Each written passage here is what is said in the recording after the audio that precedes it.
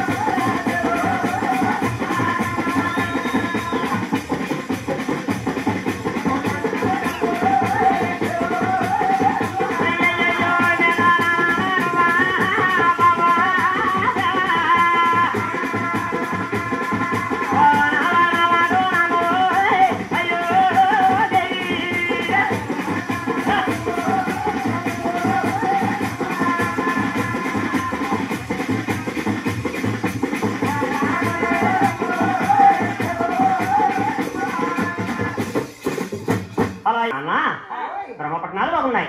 కవిలాసూరులు బాగున్నాయి. తిరుపాల సుందరం కూడా చీకటిగా ఉన్నది. ఏడు చిన్నానంటే బ్రహ్మదేవుడు ఆయన శంకరుడు కలిసి లక్ష్మీదేవి సోలాపురపట్నంలో తపస్సు పడుతుంటే ఆ లక్ష్మీదేవతకు వెళ్ళారు. వచ్చి బ్రహ్మదేవుని చూసింది. పోయి బావా